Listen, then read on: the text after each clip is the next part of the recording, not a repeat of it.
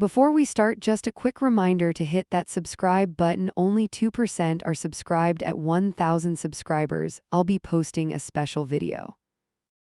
I stopped pouring gravy when my sister cleared her throat. The spoon hovered over my plate like it was waiting. I'm Ava 28 and I knew that tone. That sound means someone is about to ask for blood. She said my name once and everyone else went quiet. My brother put his fork down and stared at his water. Even my mom straightened up like this was a meeting. I remember thinking that whatever this was, I already hated it. She smiled that tight family smile that never reaches the eyes. Then she said she wanted to talk about my savings. My stomach dropped because we had never discussed that in person. Not at birthdays, not on calls, and never under this kind of spotlight. How much do you have set aside for the baby? She dropped it like she was asking about salt or sugar. No warning at all, just that question on the table. I blinked so hard my husband nudged my leg under the chair. I cracked a joke that the question was pretty random for roast night. Nobody laughed, nobody even pretended to smile. That was when I realized they had rehearsed this without me. I felt like the only person who missed a meeting about my own life. My sister said she was worried about Ethan and his future. Apparently things were tight, tighter than they had let on before. She stared at her plate more than at me while she talked. I still felt every word land right in my chest. Then she said they all knew I had that fund for the baby. She called it baby money like it was cute or soft. Like it was just sitting there in a jar waiting for a better idea. I felt my face get hot, but I smiled anyway. We were thinking you could help him out just this once. My sister pushed her glass back like she had finished her part. It sounded less like a request and more like a script line. I tried another joke and asked if she wanted my whole paycheck too. My mom cut in and told me not to be dramatic. We just mean the account you opened for the baby, all of it. She said it so clean that for a second I thought I misheard.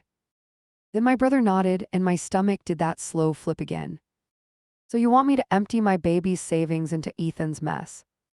I said it flat, no sugar, because I needed to hear it out loud. My husband shifted beside me and his knee pressed hard into mine. He knew if I started using exact words, the gloves were coming off.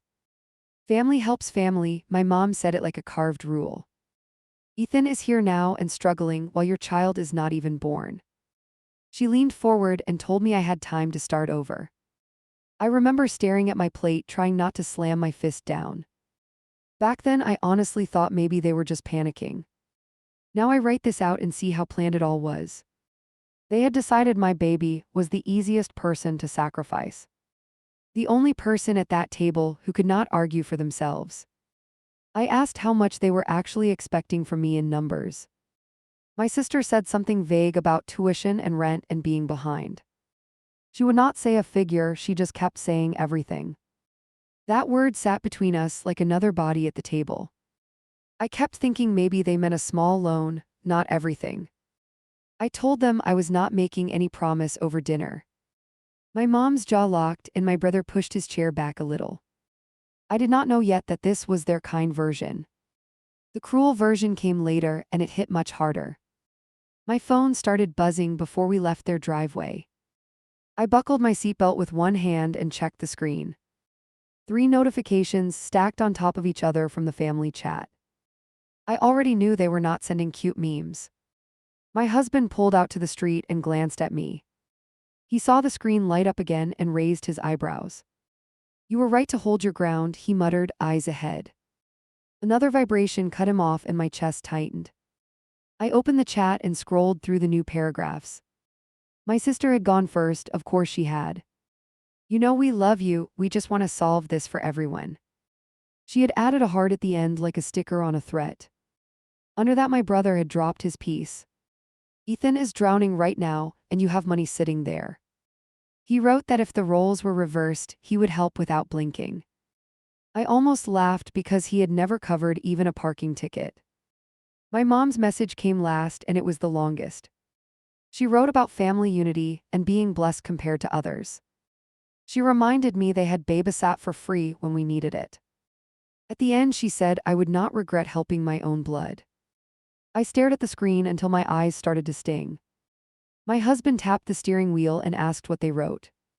I read out my brother's line about money just sitting there. He shook his head once and tightened his grip on the wheel. They are trying to corner you on purpose, he told me quietly. He asked if I wanted to answer or wait until morning. I wanted to type something sharp. Enough to cut my own thumb. Instead, I locked the phone and shoved it into my bag. By the time we reached our place, the phone buzzed again. I left it in my purse while I kicked off my shoes. For 2 minutes, I pretended it was some spam campaign. Then the vibration did not stop, and I knew it was her. I fished the phone out and saw my mom's name. Beneath it, the preview read, "We need to talk tonight." My thumb hovered over decline and my heart hammered. I answered because I knew avoiding her would only feed the fire. Her voice came through soft, softer than at the table. She asked if we got home safe, then paused like a director.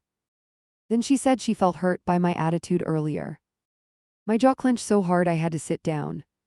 She asked if I understood how serious my nephew's situation was. Before I could respond, she brought up eviction and dropped grades. She painted a picture where I was the only solution left. I listened and felt my shoulders crawl up toward my ears. I told her I heard everything at dinner and needed time. She moved past that like I had not spoken at all. "You have that account with plenty in it," she reminded me gently. The way she said plenty made it sound like excess, not sacrifice. I walked to the counter and hit speaker so I could breathe. She went on about how young people recover financial losses quickly. "You can rebuild after the baby arrives, you are still early." I pressed my hand over my stomach and felt my throat burn. I told her the money was already claimed in my mind. I said it was not a bonus, it was a promise. There was a pause long enough that I thought the call dropped. Then she exhaled and switched to a slower, colder tone. "You are choosing imaginary needs over someone's real crisis," she told me. She pointed out that Ethan was a living person with bills today. She asked how I would sleep if he had to leave school. My eyes went blurry and the ceiling spun a little. I told her my child was not a fantasy, just quiet for now. I reminded her I had not asked anyone there for a dime. She answered that I had taken plenty by being supported for years. That word sat between us like a verdict I never agreed to. While she spoke, I opened my banking app with shaking hands. I scrolled straight to the separate account they were targeting. The label I had given it stared back at me like a dare. Seeing the total made my stomach twist and my spine lock. Every number on that screen carried a memory in my head. Not a pretty one, just something we had skipped or delayed. A trip canceled, a weekend of extra shifts, a birthday scaled down. I realized nobody at that table had missed those things but us. She asked what I was doing, and I told her I was looking. Not at Ethan's mess, at my own reality. I said if I drained that account we would start from zero again. She answered that starting from zero builds character and families survive worse. For a second I almost accepted that, which scares me now. In that moment I still believed we were on the same side. I thought if I explained enough she might back off. I had not learned yet that this was not a conversation. I told her I might help with part of 1 month for him. Not from that account, from our regular budget if we could swing it. As soon as I said it, I regretted opening that door. She pounced on the word part like I had offered the whole thing. She started listing expenses I supposedly could cover without strain. Rent, tuition, food, books, emergency fees. Her voice barely paused. Each item sounded like she was stacking bricks on my chest. I looked at the balance again and my fingers went numb. I interrupted and said I was not clearing out my child's future. Her breath hitched and then she accused me of using that word to manipulate. Future, as if I was dramatizing something small and replaceable. My pulse roared in my ears and I had to grip the counter. She finished with a line that still makes me clench my teeth. "If you keep that money, while your nephew suffers, you will regret it forever. Not you might, you will, like some curse." That was the moment I understood this was emotional blackmail. I told her we were done for tonight, my voice shaking hard. She warned me they would not ask this nicely again. Then the call ended and the kitchen was dead silent. Only the banking app still glowed in my hand like a target. Almost immediately, a new text came through from my sister. She wrote that she was sorry our mom got heated on the call. Then she added that everyone was counting on me to do the right thing. That phrase "right thing" hit harder than any insult could. Another message popped up before I could type a reply. She said she would understand if I were scared to touch the account. Then she suggested we could call the bank together the next day. As if my hesitation was about tech support, not betrayal. I drafted at least 4 responses and deleted each one. In one I swore at her, in another I begged her to stop. In the next I tried to explain numbers like this was math class. None of them felt strong enough to hold the line. Finally I typed one short message that actually matched my spine. The account for my baby is not up for discussion ever. My hands shook as I pressed send and watched it leave. I knew as soon as it turned blue that something had shifted. She did not answer right away, and that silence felt heavy. I imagined the 3 of them screenshotting my text into another chat. My husband walked in, saw my face, and took the phone gently. He read the last message and gave a single tight nod. "You finally drew a boundary," he said, and pulled me in. I rested my forehead on his chest and tried to breathe slow. Somewhere in the back of my mind, a new fear started whispering. If they would not accept no in words, how far would they actually go? The word coffee was in the text, but it felt wrong. My mom wrote, "Come by this afternoon, just you, we should talk." My husband read it over my shoulder and his shoulders tensed. He asked if I really wanted to walk into that alone. I went anyway because part of me still hoped they might listen. On the drive over, I kept rehearsing firm, calm answers. No transfers, no access, tiny short phrases I could hold on to. By the time I pulled up, my palms were damp on the wheel. My mom opened the door before I could knock twice. Her smile looked fixed, like it might crack if I pushed.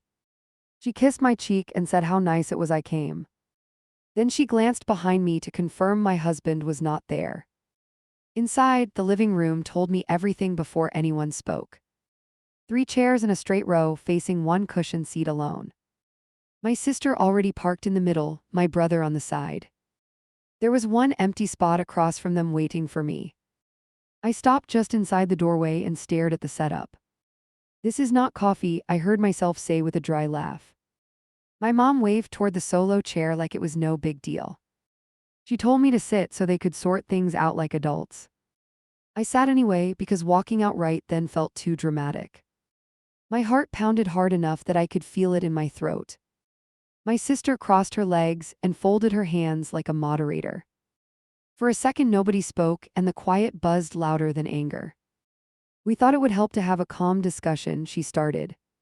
She said last night had gotten emotional, and messages were misunderstood. They had talked after my text and come up with a plan. All 3 watched my face like they were waiting for the right cue. My mom took over without missing a beat from that word plan. She said they had looked at everything as a group, big family decision. Ethan was behind on tuition and rent and had 0 cushion. Then she dropped it flat and casual, like the choice already happened. "We told him you would step in and clear the baby fund. Every dollar," she added, "so there is no confusion later." For a second the sentence did not land, it just floated. When it finally hit my brain, my vision narrowed around her mouth. "You promised him what?" I asked, slower than I felt inside. My voice shook just enough that I bit the inside of my cheek. My sister leaned in and said they needed him to have hope. They did not want him spiraling while they waited for me to decide. "So you guaranteed money that is not yours to give," I answered. My brother shifted his weight and looked anywhere but at me. He muttered that they had to say something to calm Ethan down. Then he added that I could either back them up or make them liars. That word liars hit harder than the money part for a moment. "So if I protect my own child, I am ruining your credibility." My mom lifted her chin and told me not to twist things. In her version, I was either supportive or cruel, nothing in between. She laid out their timeline like it was already set in stone. If I agreed today, Ethan could talk to the bursar Monday. He would show proof of payment in progress and avoid being dropped. She said all of this in that steady voice she uses on strangers. "The only thing missing here is your confirmation," my sister added. She pulled out her phone and opened a fresh note for details. She asked which day this week I preferred for the transfer. Not if not how much, just which day worked for me. My hands tightened on the arms of the chair so I would not stand. I reminded them I had already given my answer in writing. That account is locked for my baby, not a group project. My brother let out a short, bitter laugh and shook his head. What exactly is a fetus going to do with a savings account? The sentence came out of him like he had saved it up. He said Ethan might lose his entire life path over my stubborn stance. He wanted to know how I would ever justify that to myself. I snapped that my child was not a placeholder for their mistakes. My mom leaned forward and lowered her voice to something almost whisper. Zovd, we are not asking you to hurt your child, we are asking you to delay comfort. She called it a small sacrifice compared to a destroyed semester. My sister chimed in with numbers they clearly had rehearsed together. She mentioned exact tuition totals, late fees, rental arrears, everything. Then she said they had already added my baby fund to that math. That was how I learned they knew the balance down to the dollar. How do you know those figures? I asked, my mouth suddenly dry. My mom blinked once too slowly and avoided my eyes. She said they had a general idea from things I had mentioned before. Which was a lie, because I had never quoted the total to anyone. A chill ran through me that had nothing to do with money. I remembered her offer to help me call the bank the other day. The way she kept sliding back to that specific account in conversation. In that room it clicked that she had been fishing for access. My nephew cleared his throat from the end of the row. I had not even realized he was sitting just beyond my brother. He looked wrecked and guilty and also weirdly hopeful. He asked if I was really going to let one account ruin everything for him. That phrase, one account, made my jaw clench so hard it hurt. I asked whether he had cut expenses, taken extra work, talked to advisors. He shrugged and said he was trying, but nothing matched what I could do. Then he added that he had always looked up to me as the responsible one. There it was, the compliment shaped like a leash. If you're so reliable, fix what we broke. Everyone stared like this was the natural progression of adulthood. I felt very small and very cornered in that oversized chair. I told them I could not and would not wipe out that fund. The room went still, like someone had hit a mute button. My mom sat back and her face hardened in stages. My sister stopped typing and locked her screen without looking down. So you are really choosing that pile of digits over living family? The way my mom said that made my skin prickle. She asked if I understood we were talking about my parents and siblings. She reminded me they would be the ones helping once the baby arrived. My husband and I will manage our own kid, I replied.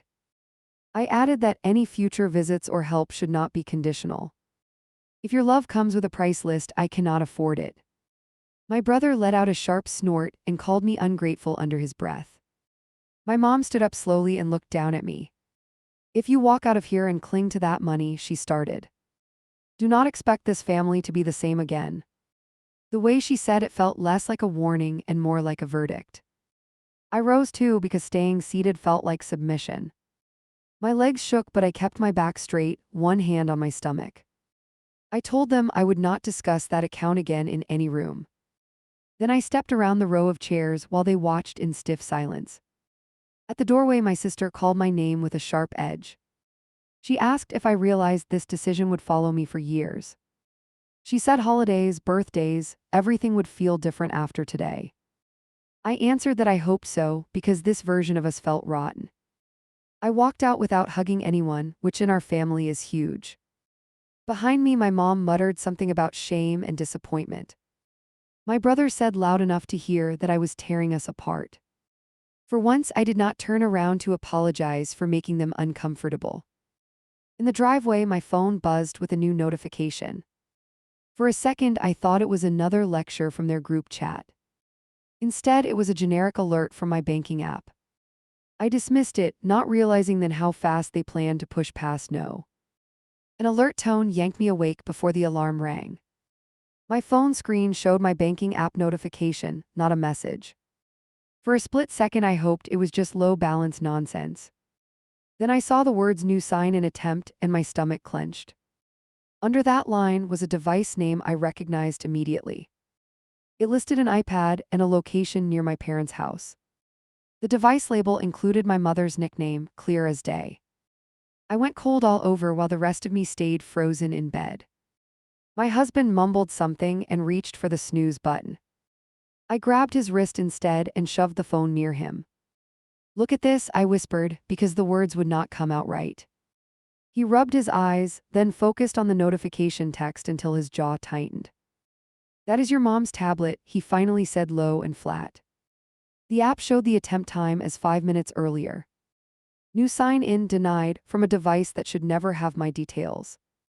I felt the baby shift and realized I was holding my breath again. The alert asked if this login was me and gave 2 buttons. My thumb hovered over no while my heart slammed against my ribs. I pressed no, then immediately tapped the call us about fraud option. If I did not move fast, they would move for me. The automated voice asked for my card details and last 4 digits. I rattled them off while my husband sat up, watching me closely. By the time a real person answered, my breath was coming in sharp bursts. I told the agent there was a login I did not recognize, and it matched my mother's device. The woman on the line asked me to verify recent payments. She read out the last few charges and I confirmed each one. Then she described the attempt that woke me, time and approximate location. Same city as my parents, near their neighborhood, about 10 minutes from their place. The agent asked if anyone close to me had my sign-in credentials. My first instinct was to say absolutely not, then memory hit. I remembered my mom pushing to help with online banking last month. I told the agent my relatives had asked me for money and might be trying to force the issue. She went quiet for a beat, then her voice turned more direct.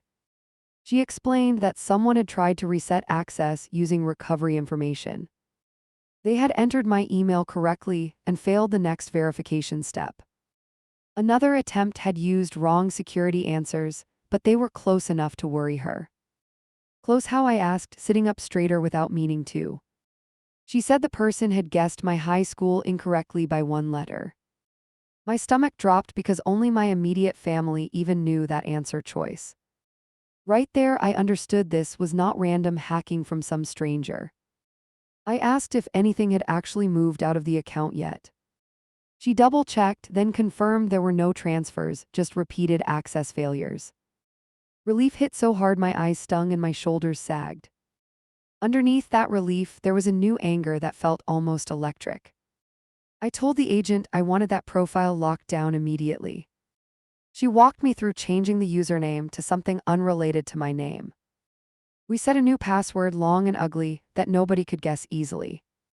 She added extra verification steps and warned me to protect my email as well. When I hung up, my husband was still watching my face carefully. He asked what they tried to do, not what happened, what they tried. That distinction hit me harder than the banking jargon. I told him someone had gotten far enough into security questions to scare the employee. "Do you think it was your mom?" he asked, already knowing the answer. I turned the phone so he could read the alert again. The device line had my mother's nickname right there next to iPad. He let out a breath through his teeth and shook his head slowly. "We need to confront this now before she rewrites the story again." He reached for the phone and hit call on her contact. My heart hammered while it rang, and part of me hoped she would not answer. On the 3rd ring, she picked up with a bright hello like it was any morning. He handed me the phone and I forced my voice steady. "Did you try to log into my bank today?" I asked. Silence stretched on the line long enough for me to stand up. Then she laughed light and fake and asked why she would ever do that. My husband mouthed speaker and I tapped the button with shaking fingers. The room filled with her voice, pretending confusion and hurt. I read the alert word for word, including the device nickname and city. On the other end, I heard a tiny gasp before she tried another story. She claimed she might have tapped the wrong icon while checking her own accounts. Said maybe she mixed something up since my bank uses a similar logo. There is no way to accidentally know my email and security questions, though. I pointed that out and my voice sharpened enough to cut through her excuses. Her tone shifted fast from confused to annoyed when she realized pretending would not work. She accused me of overreacting and treating her like a criminal. "We're talking about our family here," she reminded me, not some stranger off the street. I told her trying to break into my finances without permission is exactly that crime. She went quiet again, then whispered that she only wanted to move things temporary. Her plan was to cover my nephew's bills until he caught up. After that, she said, "You can build it back, you're strong." She really believed describing me as capable would make the theft sound generous. My husband could not stay quiet anymore and leaned closer to the phone. "That is stealing," his voice cut in, "you know that, right?" She snapped back that this was between mother and daughter and he should mind his lane. Hearing her talk about me like property flipped something inside my chest. I told her straight that if the bank saw this as suspicious, so did I. I mentioned that unauthorized access is grounds for an official report. There was a sharp inhale on the line, then a panicked rush of words. She begged me not to drag law enforcement into what she called a misunderstanding. She warned that filing anything formal would destroy her name in the community. She asked how it would look if her own child accused her of fraud. She reminded me she had never turned her back on me growing up. Funny thing is, that was the moment I felt her turning completely. I told her I had not filed anything yet, but I had documentation. My app showed the failed attempts, the device label, the location, the time. The bank recorded our call, and the agent logged that I reported possible internal involvement. Whether I pressed the next button was up to me, not her. She shifted tactics again and went for the oldest weapon, guilt. She asked if I really wanted my nephew to drop out because I clung to savings. She said once the baby arrived, I would forget this drama and be grateful he succeeded. I realized she still did not see that line she had crossed hours earlier. I told her any help for him would come from my wallet, not from that specific fund. I also told her that after this call there would not be any help. "If you try to breach my accounts again, I will report you, no hesitation." My husband watched my face and nodded once like he was hearing the same promise. She started crying loudly, the way she always does when cornered. Between sobs, she accused me of turning into a cold, selfish person. She said my husband had poisoned me against my own blood. Hearing that, something inside me just went still instead of breaking. I told her I was hanging up and that any further talks would go through text. "Text gives receipts," my husband added almost under his breath. She screamed my name once before I hit end, and the line went dead. The silence afterward felt heavy, but also strangely clean. I opened the banking app again and stared at the numbers. Then I went through every menu and changed security options and contact details. I removed old recovery methods until only my husband's number and a fresh email remained. Finally, I moved the entire balance into a new account the agent helped me open. We drove to a nearby branch that afternoon to finish paperwork. Sitting across from the representative, I explained that someone close had tried to get in. She listened without judgment and recommended adding an extra verbal password for in-person visits. Signing those forms felt like wrapping a lock around more than just money. While we sat there, my phone lit up with texts from my sister. I did not open them, but the previews scrolled across anyway. First, one asked what I had done to their mother to upset her so badly. The next accused me of threatening legal action over a simple mistake. Another notification popped up that said this is what money does to people. They framed it like I was choosing cash over every relationship I had. Not one of them mentioned the part where someone had tried to force entry. That silence told me exactly how they would spin this story to themselves. Back at home, I forwarded the bank email about suspicious activity to my husband. I also saved screenshots of the alert and our new account information. It felt paranoid, but I wanted proof if this ever escalated. Deep down, I already knew we had not hit the peak yet. That night, my phone buzzed one more time with my mother's name. She sent a short message that read, "I hope you are satisfied." Right after that came another line, "You have no idea what you started." I stared at those words and understood this was not cooling down anytime soon. I muted the entire thread and set the phone face down. My husband wrapped an arm around me and asked if I felt safer now. I told him safer was not the word, more awake maybe. Because once you see your own parent try to break into your savings, you do not unsee that. Later, I walked into the room where we kept the baby things. No decorations, just the basics we had gathered piece by piece. I rested my hand on the small crib rail and let everything hit me. If my own family could cross that line, I had to decide how far I would go to protect this tiny person. The first time they called me cruel, it was in all caps. I was scrolling for a recipe when the family chat jumped. My sister had written, "You are unbelievably selfish," with a long rant. By the time I finished reading, my hands were shaking over the screen. She claimed I had humiliated our mom by threatening to report her. She wrote that no decent daughter talks about charges against a parent. At the end, she added that I clearly cared more about cash than blood. That last line burned more than the accusation about law enforcement. Before I could even type, my brother dropped his contribution. He wrote that everyone was learning who I really was now. He said my choice proved I was calculating and emotionally detached. He asked how my kid would feel one day reading about this. My mom said only one sentence in that thread. "You have broken my heart," she wrote, and then nothing else. No hello, no explanation, just that single dramatic wound. It landed harder than all the other paragraphs. Combined. My husband watched my face change and reached for the phone. He read every message while I stared at the middle distance. Then he looked up and asked if I wanted to answer or breathe. I could not even tell which option hurt less in that moment. Eventually, I typed a short response because silence felt like surrender. I wrote, "I will not discuss my banking security here ever." I added that any further attempts to access my accounts would be reported.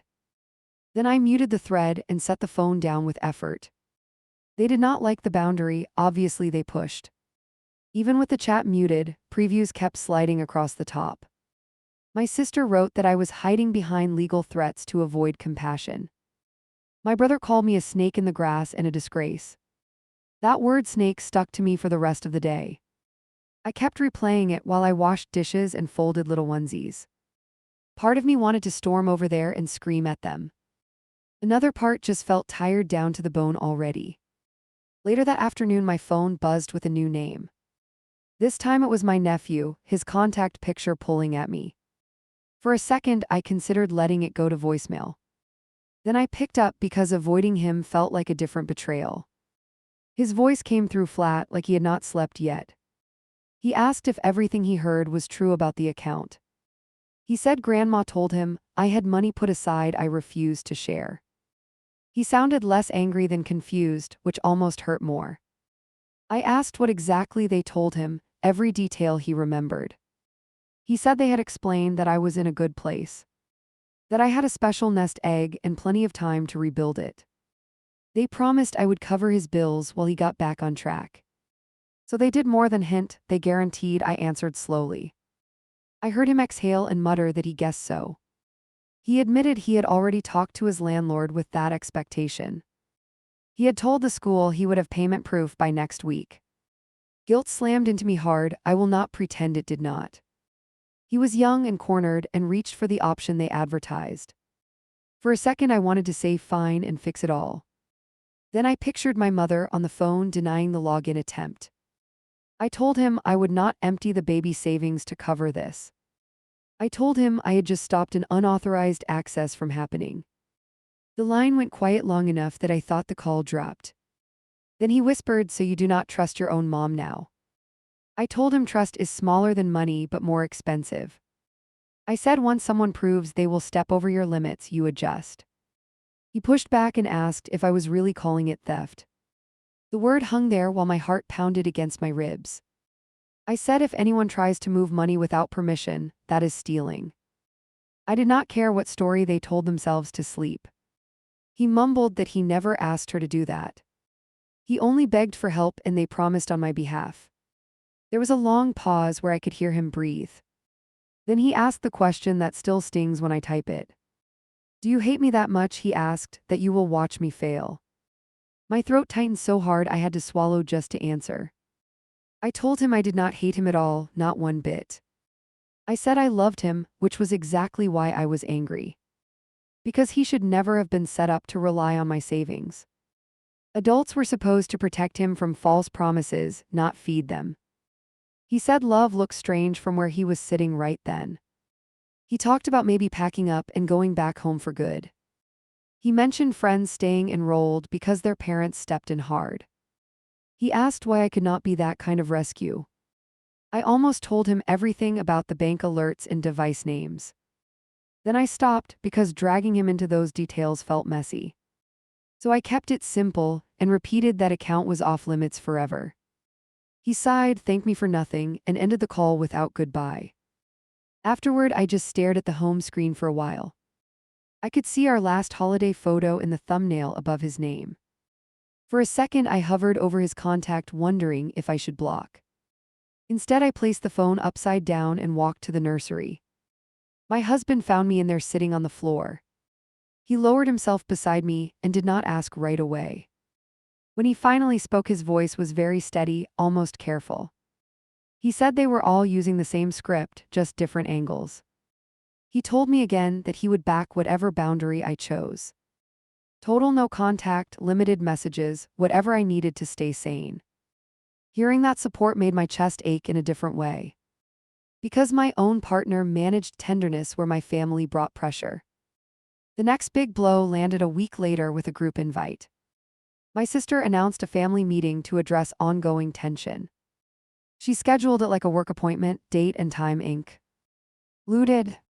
At the end, she wrote attendance expected from all immediate relatives.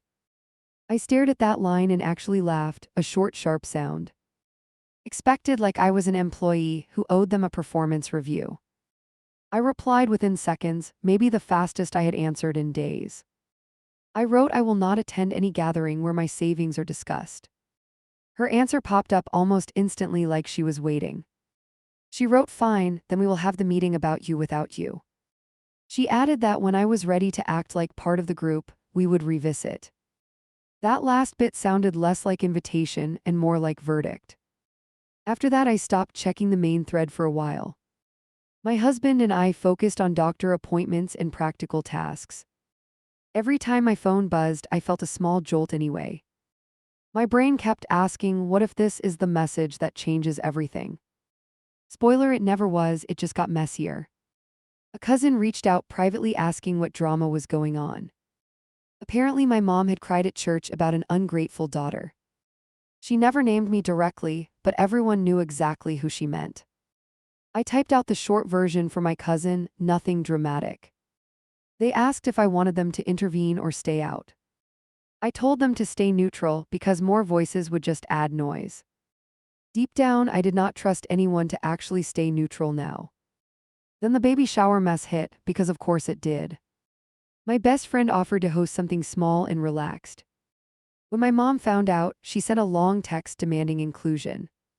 She wrote that excluding family elders would send the wrong message. I replied that she was welcome if bank accounts were not mentioned once. I added that any hint of pressure would end the event immediately. Her response came after an hour of silence that felt like a dare. She wrote, I will try, but you have made things very difficult. On the day itself, she arrived later than everyone else. She hugged me stiffly, eyes already wet at the corners. During present opening, she made a loud joke about rich babies. She said some kids start life way ahead while others sink. The room went quiet and I felt every eye flick between us. My friend changed the subject so fast I almost wanted to hug her. I smiled for photos with my jaw clenched hard enough to ache. When it finally ended, I collapsed on the couch as soon as the door closed. After that awkward circus, I knew the hospital would be worse. We wrote out a list of who could visit and when. My husband suggested we tell the nurse staff about our situation. We agreed on a phrase that meant, do not let this person in. The baby arrived after a long, exhausting labor I will skip. Once we were settled in the recovery room, my phone lit up. My mom texted that she heard we had welcomed the little one. She wrote that she was on her way with my sister and nephew. My pulse jumped and my husband saw the color drain from my face. We flagged the nurse and explained we only wanted 2 visitors right now. I gave specific names and asked that anyone else be turned away. The nurse nodded calmly, like she heard stories like this every shift. A few minutes later, we heard voices at the doorway down the hall. I could not make out every word, but I caught my mother's tone. That pleading mixed with outrage, the one she uses when told no. The nurse came back later and said politely they had honored our request. My phone buzzed again with a message that landed like a slap. My mom wrote, "I never thought you would keep your own child from me." She said she understood now that I cared only about control and boundaries. She promised that my decisions would echo for the rest of our lives. I stared at the tiny sleeping face in the bassinet near me. For a second, the guilt punched through everything and I almost cried.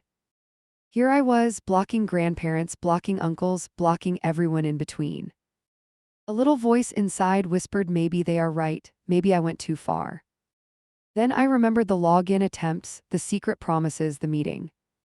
I remembered being cornered in that living room with chairs lined up. I remembered watching my mother turn my savings into a group resource. And I remembered my nephew asking if I hated him more than money. I chose in that hospital bed, not just once but officially. I opened the family chat and typed something I never thought I would. I wrote, for my own well-being and my child's safety, I am stepping back. I said any further contact would be limited to text and only respectful. My sister fired back almost instantly with a string of laughing emojis.